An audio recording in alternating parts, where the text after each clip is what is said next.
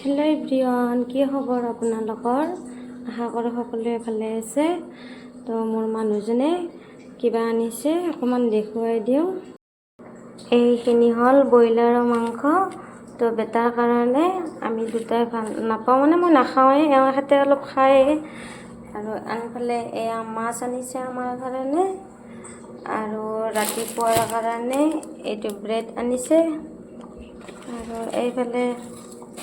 এইফালে বেটাই বোলো গল্লা খাওঁ কৰি আছে, দুটা গল্লা লৈ আনিছে।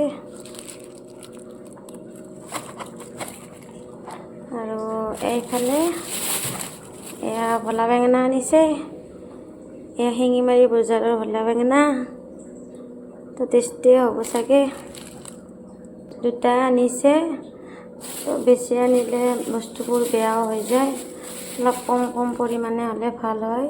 এইফালে 100টা ৰঙালাও আনিছে, এনেকৈ কাটি কাটি বিক্ৰী কৰে। কম মানুহ এটা আনিলেও বেছি দিন খাব লাগিব, এনেকৈ 100টা লৈ আনিছে। এইফালে আকৌ ইয়াত ধনিয়া পাত, এইফালে এইখিনি ধনিয়া, এনেকৈ এইখিনিয়ে যোগাৰ। আৰু এতিয়া মই মাংসখিনি ধুনীয়াকৈ ধুই লৈছোঁ, এয়া যোগাৰৰ পাতিও কৰি লৈছোঁ। অকণমান কণীও ওলাইছে মাছটোৰ, কমন কাট মাছ চাগে। তো এতিয়া মই মাছ নবনাওঁ, এতিয়া তৰকাৰী বহাব ৰেডি। পিঁয়াজ, মিঠাতেল, জলকীয়া গুড়ি, হালধি গুড়ি, জিৰা গুড়ি, নিমখ, ধনিয়া গুড়ি, আদা নহৰু চব দি দিছোঁ। এতিয়া অকণমান মই এনেকৈ লাৰি আছোঁ।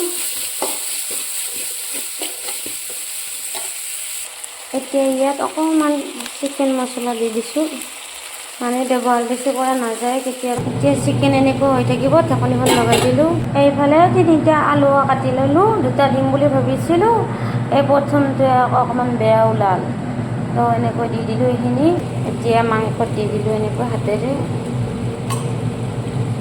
এতিয়া তৰকাৰীখনত অকণমান পানী দি দিছোঁ, ঢাকনিখন লগাই থৈ দিওঁ, হৈ থাকিব দেই। এতিয়া এইফালে গৰম পানী বহাই দিছোঁ এই চচপেনটোত।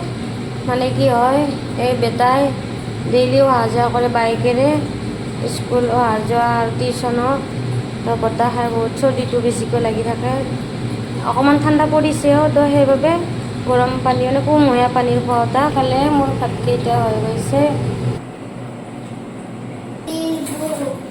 এয়া বেটা আহিল না, ডিষ্টাৰ্ব দিবা কিটচেনত না কি বেটা? ডাঙৰ হ'লে ভাত বনাই দিবা, তুমি ডাঙৰ হ'লে আমাক ভাত বনাই দিবা। মৰম কৰা হয়, কিমান মৰম কৰা? বহুত। শুনাই নাপালোচোন, কিমান মৰম কৰা? অ'কে।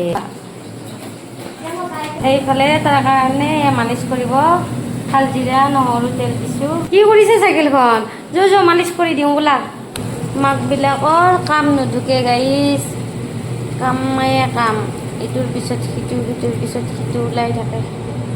পানী দি দিলোঁ, আৰু অকণমান চৰ্দি লাগি থাকিলে সৰু বাচ্চাবোৰ কালজিৰা আৰু মিঠাতেল, মানে ঘৰচীয়া তেল হ'লে বেছি ভাল, তো অকণমান মালিচ কৰি দিলে সিহঁতে ভাল পায়।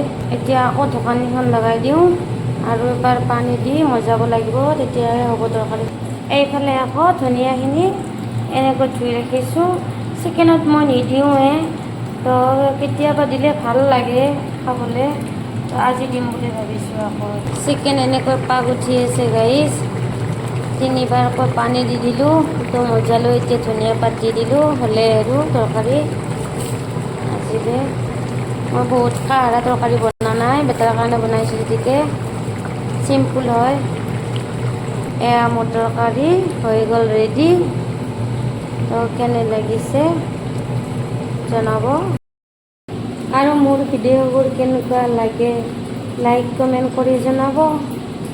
ভাল লাগিলে লাইক কমেণ্ট এটা কৰি দিব। তো আজিলৈ বাই।